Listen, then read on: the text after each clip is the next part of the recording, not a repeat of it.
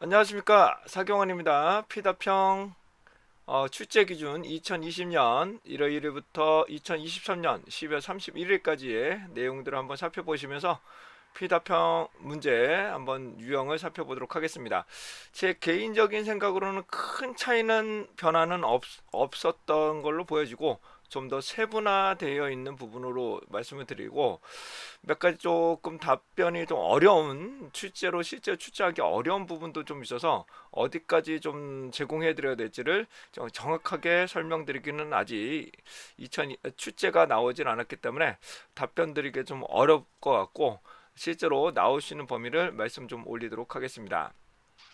자, 우선 조사 분석 실무 분야 이 부분이 될 것 같은데요. 요거부터 좀 천천히 말씀드리죠. 자, 우선 조사 목적 수립하기 요 세 가지 중에 요구 사항을 분석할 수 있다, 목적을 수립할 수 있다, 목표를 수집할 수 있다라고 이렇게 나오시는데요.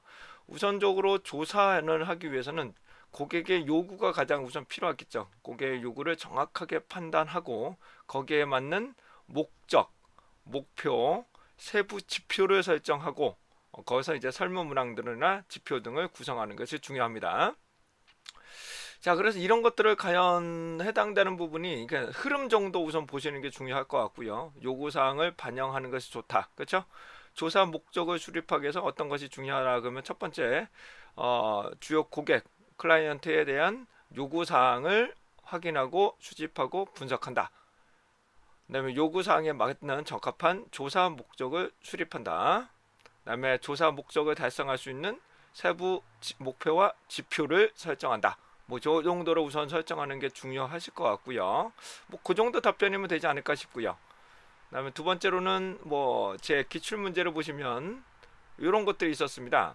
A 백화점 고객을 대상으로 조사를 실시하고자 한다. 요 정도가 해당하는 조사의 유형이 어떤 건지, 조사의 목적이 무엇인지, 표본 설계, 표본 추출 방법, 뭐 통계 방법은 어떤 것이 있는지 이런 걸 통해서 488쪽에 이렇게 정리하는 게 좀 이건 수준이 좀 많이 높은 편이거든요. 그래서 이 정도의 내용으로 출제되지 않을까라고 생각이 됩니다. 이게 너무 어려운 부분이거든요. 예, 그래서 이 정도 수준이 아닐까라고 생각이 되고 있습니다.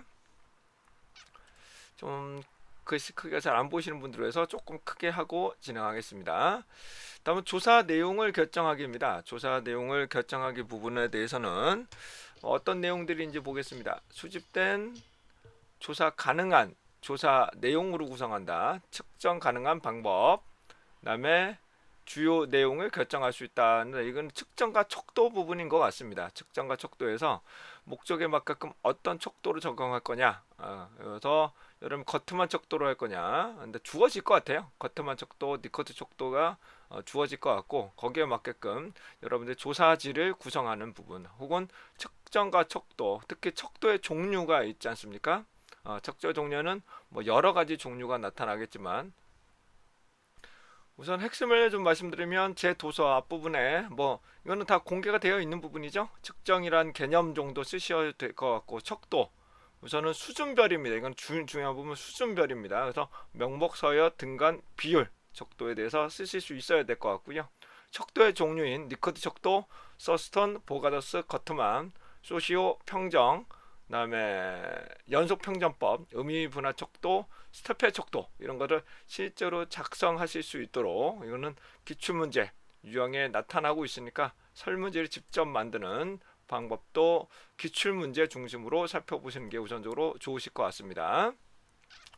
자, 여기 보시면 조사 내용을 도출할 수 있다. 조사 내용이라는 것은 아무래도 조사 목적 설정하고 나서 구체적인 문구들이 될 것 같아요. 그래서 가능한 방법, 그러니까 1차 자료냐, 2차 자료냐. 근데 특히 측정이 가능한 방법이라는 것은 척도 부분이 되지 않을까 싶습니다. 척도라는 부분은 어떤 척도가 더 적합할 것인가. 근데 그거는 장점과 단점에 대해서는 설명할 수 있어야 될 것 같고요. 이거는 기존에서도 많이 출제됐던 문제입니다. 그리고 설문지 문항에서도 뭐 보가더스를 척도해라, 구성해라 그런 문제들이 출제된 바가 있으니 그런 거를 기반으로 보시면 요 조사 내용 결정하기는 그 정도면 되지 않을까 싶습니다. 다음은 여기를 보시게 되면 조사 방법 결정하기입니다. 방법을 결정하는 방법은 뭐 조사 방법에는 여러 가지가 있겠죠. 우선은 행태별로는 1차 자료와 2차 자료가 있을 수 있을 것 같고요. 다시 말하면 1차 자료와 2차 자료. 2차 자료는 실제 자기가 직접 조사하는 것은 1차, 2차는 이미 발표된 자료를 2차라고 보실 수 있겠죠. 근데 우선 2차 자료에 한정할 거냐, 1차 자료에 한정할 건데 우선은 2차 자료를 수집하고 최적의 목적에 맞게끔 다시 한번 1차 자료에 대한 설계를 명확하게 하는 것이 좋으실 것 같고, 조사 방법의 목록을 작성한다라는 것은 조사 방법의 종류를 한번 좀 살펴보도록 하죠. 자료를 수집하는 방법 중에 여러 가지가 있는데 우선 여기 보시면 질문지법, 면접법, 관찰법, 투사법, 오류선택법 뭐 여러 가지 그 외에 여러 가지 방법이 있는데 일반적으로는 질문지법을 좀 많이 쓰지 않으실까 싶습니다. 질문지법에 대한 어떤 방법을 쓸 것인지 그래서 어르신 같은 경우는 아무래도 방문조사가 면접법이 더 적합할 것으로 보여지고 어르신과 어린이 그다음에 장애인 부분 같은 경우는 아무래도 면접법이 더 적합할 것으로 보여지고요. 그 외에 뭐 인터넷 조사는 대규모의 리스트를 확보하고 있는 경우 인터넷 조사를 실시하겠다.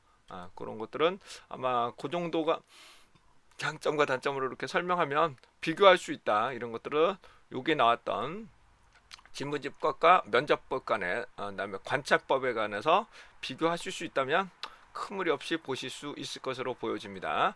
비용과 시간, 인력적으로 최적의 목적에 맞게끔 최적의 보는데 결정할 수 있다. 결정한다는 건 안 나올 겁니다. 어떤 게 더 좋을 거냐라고 하기는 상대적인 개념들이 많이 하기 때문에 그러니까 비교, 강점과 단점에 대해서 써라. 뭐 요 정도가 나올 것 같아요. 요 면접법, 그다음에 질문지법에 대해서 여기에 대해서 관찰법에 대해서 그 정도가 나오지 않을까 생각이 됩니다.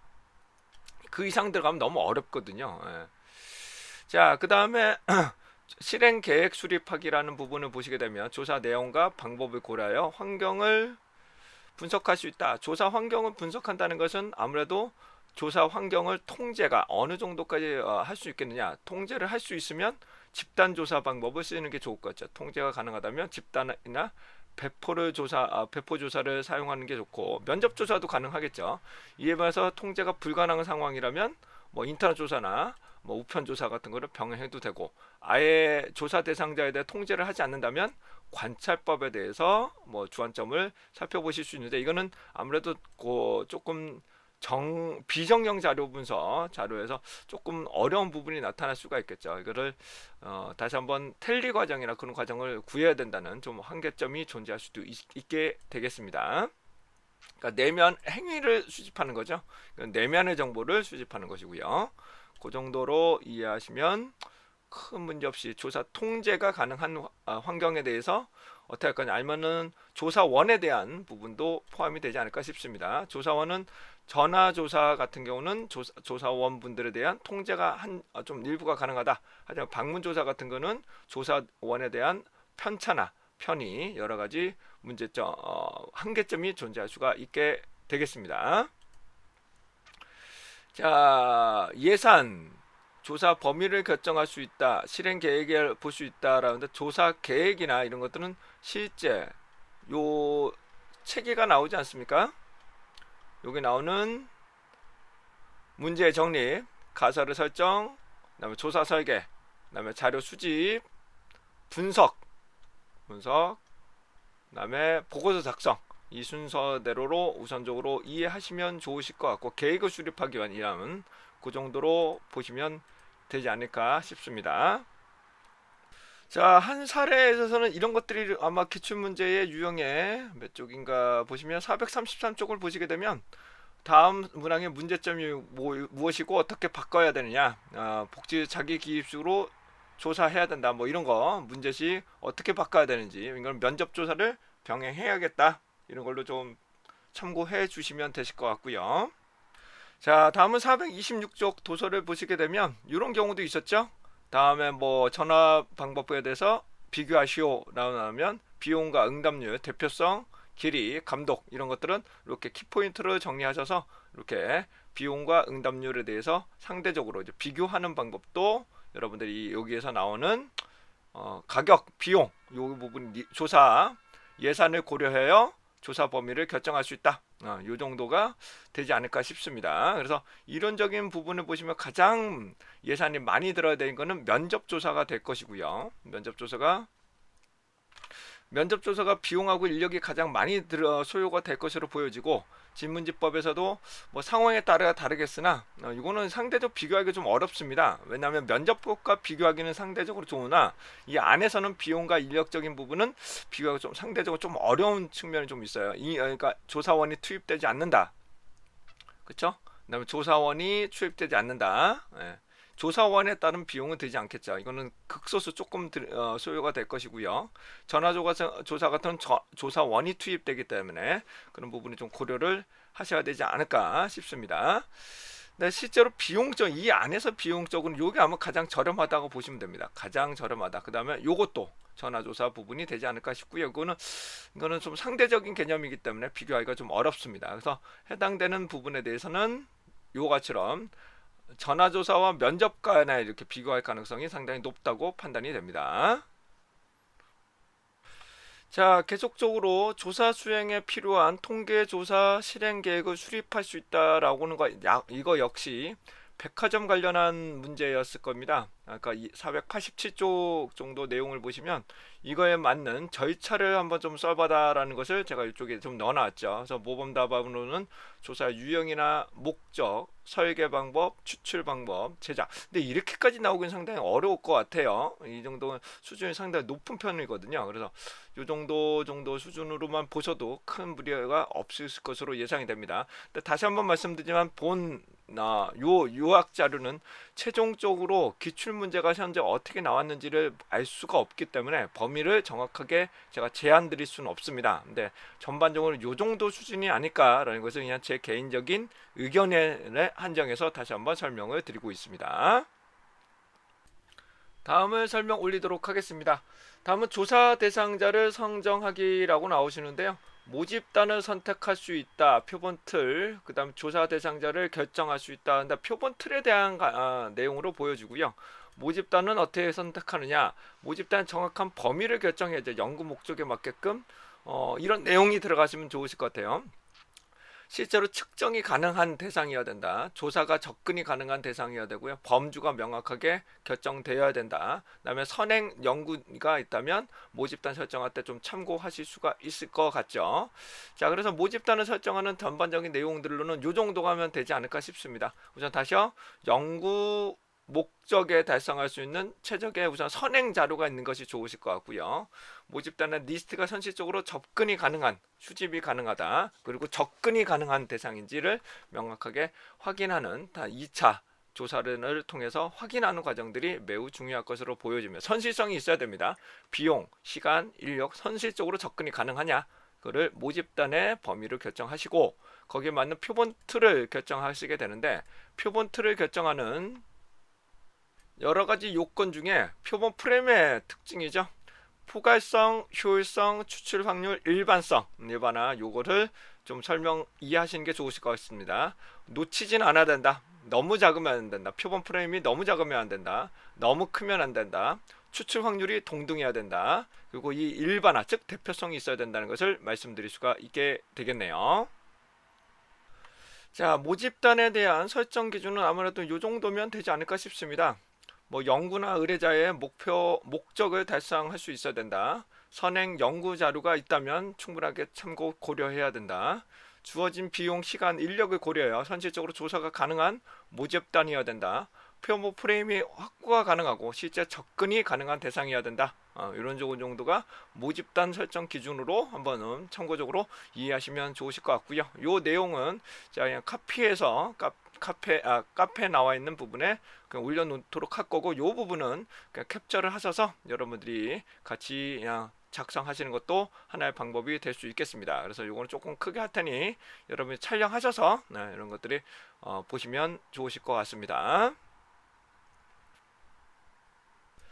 다음은 표본 추출 결정하기입니다. 표본 추출 방법 결정하기로 나오는데요. 조사 대상과 표본 툴 목록을 작성할 수 있다. 그러니까 표본 프레임 부분일 것 같고요. 오차와 비용을 고려해서 표본 추출 방법을 결정한다. 그 다음에 결정된 방법에서 절차를 수집할 수 있다. 표본 추출 절차를 수집할 수 있다. 이런 걸 나오시는데 요 부분 같은 경우는 요거죠. 표본 추출, 표본 프레임에 대한 내용으로 요겁니다. 그래서 모집단을 결정하고 표본 리스트를 확보하고 표본 추출 방법 크기 실제 조사하는 이런 흐름을 살펴보실 수가 있게 되는 것이고요. 모집단의 표본 프레임을 결정하는 준수 요건은 다음과 같습니다. 자, 포괄성, 효율성, 추출 확률, 일반화 이런 것들이 있다고 좀 말씀을 좀 드릴 수가 있겠고, 요점 정리는 이렇게 되어 있는 부분이고요.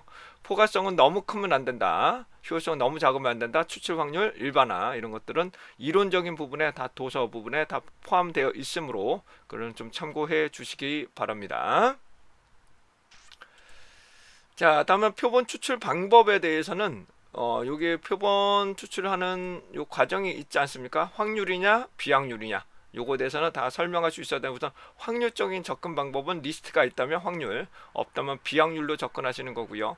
비용적으로 오차, 비용하고 이런 것들의 오차를 살펴보실 때 우선은 계통은 모릅니다. 계통은 잘 모르고 동일한 비용이 있다면 오차가 가장 작은 거는 층화, 그 다음에 단순 무작위, 그다음에 가장 오차가 큰 것은 집락 표본 추출이다. 그래서 상대적으로 가장 많은 표본 수를 확보해야 된다는 것이 집락 표본 추출 방법이 되겠습니다. 따라서 오차, 비용을 고려해서 최적의 표본 추출 방법을 결정한다는 것은 아까 말씀 올린 것처럼 이쪽은 비용적인 부분보다는 대표성이 확보하기가 좀 어렵다는 부분이겠죠. 그래서 해당하는 요 부분도 있네요. 표본의 크기나 비용이 그래도 비용적인 부분 좀 애매하긴 합니다만은 우선은 층화는 층을 구분할 때 많은 인력과 비용이 많이 투입될 수 있으나 실제로 층만 분리가 된다면 접근하기가 매우 용이한 부분이 층화가 될 것이고요. 대규모의 리스트가 확보되지 않았다면 집락 표본 추출 방법이 더 효율적인 방법이 되겠습니다. 단순 무작위는 접근 방법 자체가 이게는 선택될 확률이 동등하다고 하는데 실제로 단순 무작위만 쓰는 방법은 실제 실태 조사에서는 그렇게 많이 사용하진 않습니다. 많이 사용하진 않아요. 그 이유는 요 같은 문제가 있죠. 여기는 페이지 345쪽입니다. 최근 도서 345쪽 보시면 추출 과정이나 선실적으로 어려운 이유 등이 나타나죠. 요거에 대해서 추출 과정이나 실제로 선실적으로 어려운 거, 표본수가 큰 경우 조사 관리나 비용이 선실적으로 떨어진다. 고급적인 부분에서는 불안한 추정량을 제공한다. 뭐 이 정도가 되실 것 같고요. 그 다음에 해당되는 요 부분이죠. 크기 신뢰 구간, 표본의 크기를 결정하는 5가지 요인들, 추출 방법, 동질성, 인력, 범주의 수, 이론과 표본 설계, 요 정도. 여기서 한 3가지 정도는 반드시 쓰실 수 있어야 됐을 것 같아요. 요 정도를 보시게 되면 요 정도를 보시게 되면 절차 요 정도까지가 해결되지 않을까 싶습니다. 자, 크기도 여기 포함될 거예요. 크기를 결정하는 기준이니까 이 정도도 한번 좀 살펴보시면 좋으실 것 같고, 세부적인 표본 추출 절차를 수집할 수 있다라고 나오는데 표본을 추출하는 절차 한번 좀 살펴보도록 하죠. 자, 해당되는 모집단을 결정하고 표본 프레임을 확보하고 표본 추출 방법을 결정하고 크기 실태 조사를 한다는 부분으로 흐름을 보시면 되실 것 같고, 이 내용에 대해서는 제가 예전에 제가 2017년 정도에 경영지도사에 관련해서 실제 기출문제가 있었습니다. 기출문제에 대해서 제가 답안지를 작성한 게 있거든요. 답안지를 작성한 게 있으니 그 내용을 제가 첨부 파일로 좀 올려드리도록 하겠습니다. 그래서 그 내용인데 이게 너무 어려운 수준이에요. 다시 한번 말씀드리면 이거는 정말로 너무 어려운 수준입니다. 여기서도 뭐 심화 문제 이렇게 구성되는데 여기 부분은 정말로 어려운 부분으로 말씀드릴 수 있고, 실제 답안 자체가 상당히 제 수준으로 상당히 높은 수준으로 되어 있기 때문에 그 당시에서도 시장조사론이 90점 이상을 채택한 사람이 응시장이 1%가 안 됐습니다. 그만큼 상당히 고급적인 답변이라고 보실 수도 있게 되겠습니다. 그러니까 이거는 그냥 참고용입니다. 그러니까 모집단 선정, 표본 프레임, 추출 방법 선정, 크기, 실태 조사. 그래서 선정부터 이렇게 나오는 방법들. 그래서 어떻게 실시한다. 글씨 크기, 글씨체 안 좋죠. 예, 그래서 이렇게 할 수 있다. 근데 이런 것까지는 쓰실 필요는 없겠죠. 그러니까 한 줄 정도씩만 이렇게만 쓰시면 되지 않을까 싶습니다. 여기까지만 보시면 되실 것 같아요. 자, 계속적으로 가겠습니다. 정확도 같은 거는 오차 표본 크기 부분이기 때문에 크기와 관련한 부분은 제가 별도로 여기서 좀 설명 좀 드리도록 할게요. 자, 크기를 결정하는 내용입니다. 크기를 결정하는 방법은 크게 두 가지 정도로 구분될 수 있죠. 통계적인 방법과 이제 비통계적인 방법으로 나눠지는데, 통계적 방법은 오차 한계 결정하고 신뢰 수준 결정하고, 여기 신뢰 수준이네요. 신뢰 수준을 결정하고, 그 다음에 모분산을 결정하고 판단하고, 그 다음에 표본의 크기를 결정하고, 예, 표본의 크기를 결정하고, 그다음에 모집단의 크기를 결정하고 표본의 크기를 결정하자. T의 제곱분의 Z의 제곱, S의 제곱. 요걸 말씀드린 거고요. T의 제곱분의 Z의 제곱, S의 제곱이니까 오차한 게 신뢰 수준, 그다음에 S 분산을 결정하고, 모집단의 크기를 알고 있다면 표본의 크기를 설정할 수 있고, 그 외에는 표본 추출 방법에 따라서 달라지는데, 단순 무작위, 그러니까 층화가 가장 작고 단순 무작위 기출, 집락 추출 방법 순으로 보시면 되실 것 같습니다. 모집단의 동질성, 비용 고려해야 될 것 같고요. 현실성이 있어야 되겠죠. 이론과 표본 설계를 참고해야 된다. 뭐 요 정도는 여러분들이 요거와 요것 중은 기출 문제에 충분하게 나왔던 내용들이기므로 반드시 참고해 주시고요. 요 내용들은 제가 한번 첨부 파일로 올려드리도록 하겠습니다. 자, 표본 크기 결정할 수 있다. 오차를 크기를 결정할 수 있다. 이건 다 아까 전에 했던 부분을 말씀드릴 수 있고요. 자, 층화 추출 같은 거나 뭐 할당 같은 경우는 기존의 기출 문제로 많이 출제됐던 내용들이 상당히 많았습니다. 뭐 할당을 할 때 얼마만큼 될 거냐, 그런 문제들이 상당히 많았잖아요.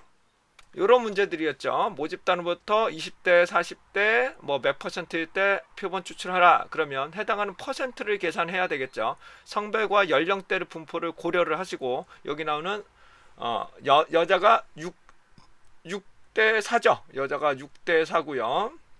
연령대는 4대 4대 2가 됩니다. 그걸 전체적으로 곱하기를 하게 되면, 요걸 여자의 20대 30대 40대를 곱하고 남자의 20대 30대 40대를 곱하면 최종 비율은 요 비율이 됩니다. 요 비율. 그래서 전체 총 200명 중에 24%몇 프로를 곱하면 몇 명이 나오는지 할당을 살펴보실 수가 있게 되겠죠. 답은 요겁니다. 답은 요거기 때문에 해당하는 공식은 이렇게 할당할 수 있는 부분도 살펴봐 주시면 되실 것 같아요. 요 정도 수준일 것 같아요.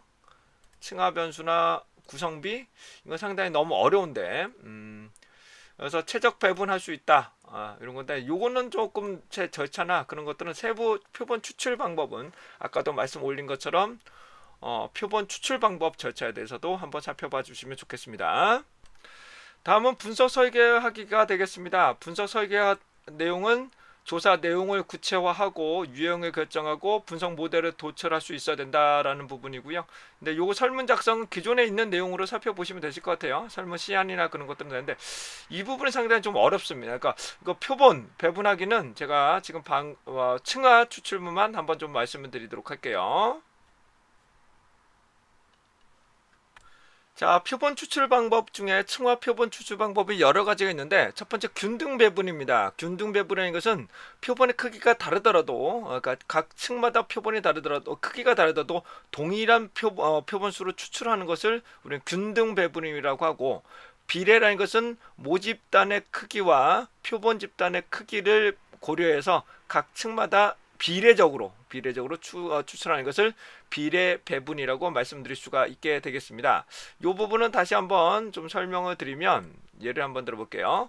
예를 들어서 각 층이 있는데, 뭐 예를 들어볼게요. 20대, 30대, 40대가 있는데, 우선은 모집단은 1000명이라고 가정해 보겠습니다. 모집단은 1000명이고, 모집단 이게 만약에 20%, 200명, 300명, 500명 이렇게 있다고 모집단 이렇게 가정한다고 하겠습니다.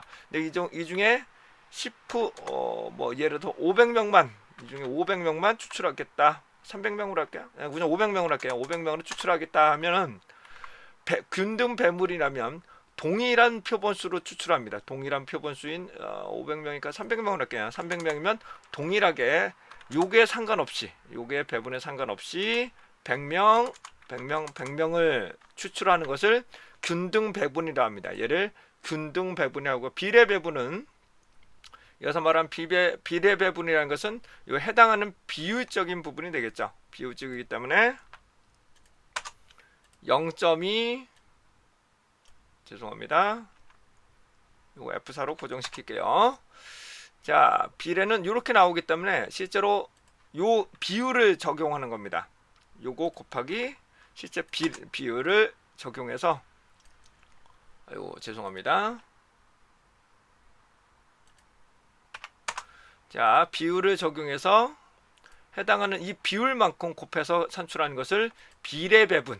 이걸 비례배분하고 얘는 균등배분이라고 보시면 돼요. 얘가 균등배분, 비례배분이 됩니다. 네, 다음부터가 좀 중요한데 최적배분하고 내만배분이라는 게 있습니다. 이게 공식이 상당히 어려운데 이것도 같이 첨부해서 좀 올려드릴 텐데 심화 과정입니다. 최적배분입니다. 조사 비용까지 고려를 합니다. 조사 비용인데 이게 공식이 너무 어렵거든요. 실제로 이렇게 나오기까지는 정말로 쉽지 않을 것 같은데요. 그래서 해당하는 층별로 조사 비용까지 고려하는 것은 그냥 최적배분이다. 그래서 층의 크기 변동한 크기, 층별의 조사 비용을 반영한다. 뭐 이 정도면 되지 않을까 싶고요.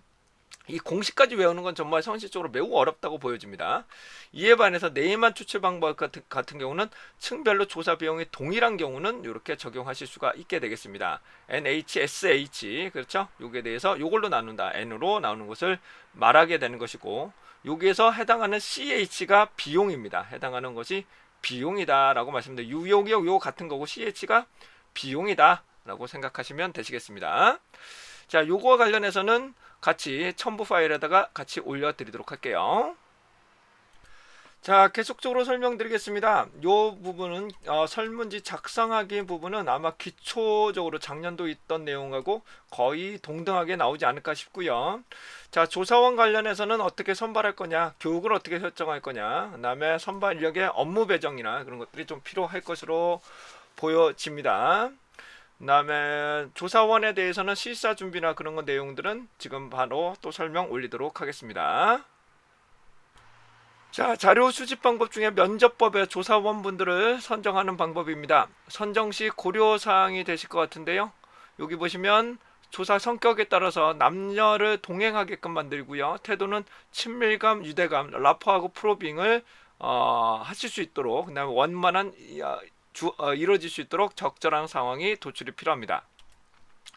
자, 방문조사 시 절차 사항에 대해서는 조사 원증 폐용, 사전 동의 요청, 안내문 제시, 라포와 프로빙 준수, 2인 1조, 대상자 확인, 재차 방문 시도 이런 내용들이 좀 있습니다. 이런 내용들 참조 사항은 반드시 한번 참고해 주시고요.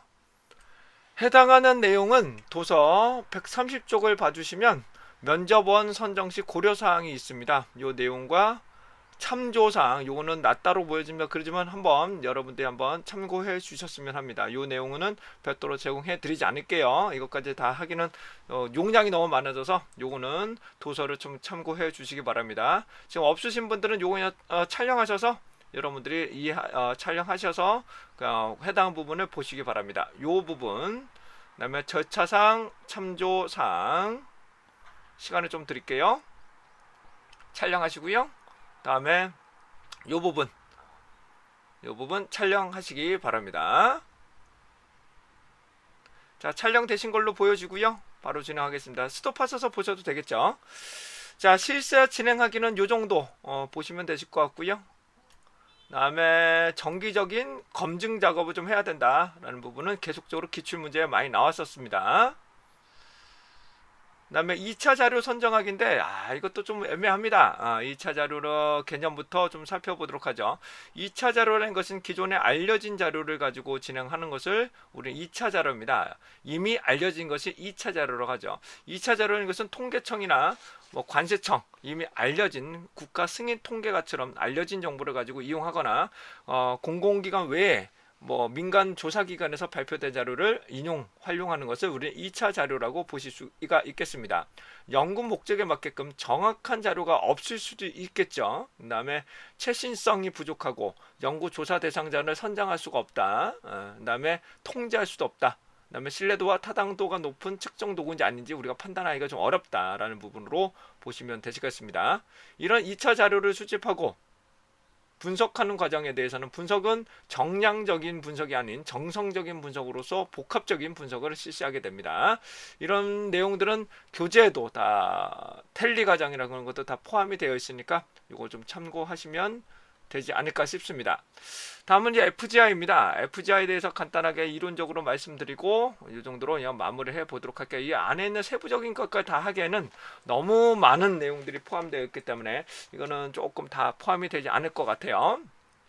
자, 우선 FGI에 대한 개념 정도만 좀 살펴보도록 하죠. FGI라는 것은 면접조사죠.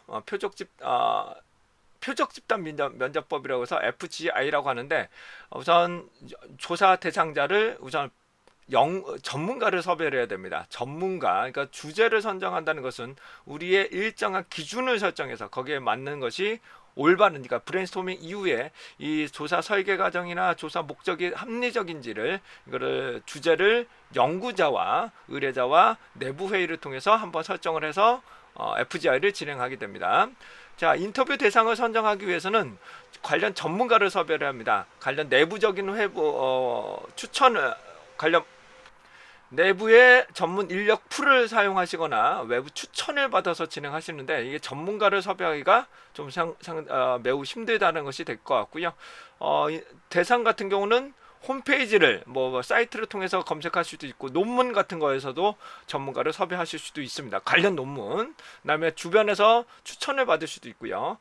그다음에 질문지를 작성하기 위해서라면 연구 목적을 잘 달성할 수 있도록 최적의 질문지, 이런 내용들을 구성하시고 하면 되겠다 보시면 되실 것 같고, 지침 같은 경우는 연구 조사 대상자를 너무 통제하면 안 된다. 그리고 자세나 행동, 옷차림 이런 것들도 좀 조심을 해야 될 것 같아요. 연구 목적에 맞춰 진행해야 되고, 그룹 인터뷰를 진행할 때 해당되는 동영상으로 촬영하기도 합니다. 뒷부분에서. 그래서 제한된 시간이라는 것을 먼저 말씀을 드리고, 한 2시간에서 3시간 정도로 정해지고 주제를 먼저 설명하고 인터뷰를 하게 됩니다. 자유롭게 진행하면서 참가자 간에 인사 소개를 하고, 그 다음에 주제를 주어지고 의견을 배분하면서 주고받는 방법이 가장 좋으실 것 같고요. 이거를 다 분류 목적에 맞춰서 그 당시에 바로 정리한 것이 아니라 다 녹음을 하기 때문에, 그걸 가지고 이제 해당하는 워드 타이핑을 해서 다시 한번 정리하는 과정을 실시하고, 정량 분석이 아닌 정성 분석을 실시하게 됩니다. 정성 분석이라는 것은 어떤 의견들은 누가 나왔고, 어떤 내용들은 누가 나왔고, 어떤 내용은 어떻게 나왔다, 이런 것들을 정리하고 보고서 형태로 정리할 수가 있게 되겠습니다. 자, 이런 형태에 대해서 전반적인 흐름에 대해서도 제가 이렇게 좀 정리된 게 있어요. 요것도 좀 올려드릴게요. 여기 나오시면 소비자 반응 조사 하고자 한다, 연구 문제, 가설 설정, 조사 설계, 탐색 기술 설명, 분석 기법, 한계법, 이런 건 정말 어려운 부분이긴 하지만 요것도 첨부해서 좀 올려드릴 수 있도록 하겠습니다. 물론 요 위에서도 요 조사 반응, 요게 똑같은 요게 똑같은 말이군요. 예, 가전제품하고 거의 똑같은 말이네요. 예, 이런 내용들이 있으니까 거의 똑같은 내용으로 되어 있으니까 이걸로 참고하시고, 질문지 작성 순서도 제가 이렇게 만들어 놓은 게 있습니다. 이거는 첨부 파일로 올려 드릴 테니까 이거는 다운로드 받으셔서 이거들을 참고하시기 바랍니다. 자, 이 파일은 제가 PDF로 해서 올려 드릴 예정이고요. 자, 우선 사이트를 여기다가 아예 만들어서 올려 드릴 때 첨부해서 올려 드리도록 하겠습니다. 지금 촬영해서 올려 드릴게요. 잠깐만 기다려 주십시오. 자, 무료로 첨부 파일을 받아보실 수 있는 사이트 게시판을 좀 알려드리겠습니다. 카페 네이버.com 에스테이트클럽 109019 부분을 접속을 하시게 되면 여기다가 지금 현재 올려놓는 상황입니다. 동영상은 여기다가 첨부 파일로 넣어드렸으니까 여기 부분하고 설정 기준, 요 엑셀도 같이 좀 올려드리도록 할게요. 그래서 무료로 다운로드 받으시기 바랍니다. 자, 완벽하진 않지만, 다시 한번 말씀드리면 완벽하진 않지만 여러분들에게 FGI나 이런 내용들, 근데 FGI가 범위 정도하고 이거는 정성 분석, 정성 분석이죠. 일반적으로 정리하는 과정들 이런 것들을 설명하는 부분이지 신마적으로 설명하는 과정들은 좀 아닐 것 같아요. 그래서 이 부분은 피다평의 출제는 많이 어렵게 이렇게 출제되기는 좀 어려울 것으로 보여집니다. 자, 이상으로 사파 사경관이었고요.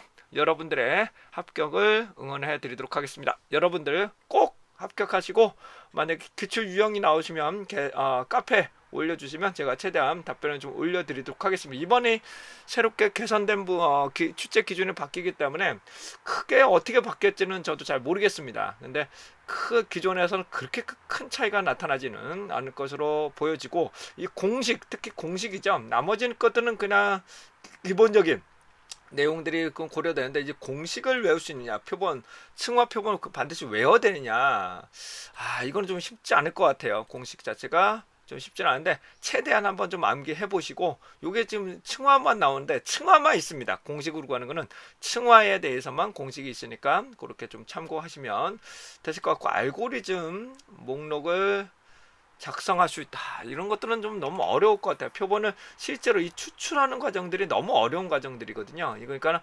말씀드렸던 이렇게 할당을 하는 방법. 그래서 기존에 있는 것을 많이 참고하시면, 기존에 있는 정보와 함께하시면 그렇게 일부는 한 40점 이상은 충분하게 되지 않을까. 그리고 기출문제 중에 해당되는 설문지는 반드시 보십시오. 설문지는 반드시 보셔야 좋은 결과가 나올 수 있게 되겠습니다. 자, 여러분들의 합격을 응원하겠습니다. 사파 사경원이었습니다.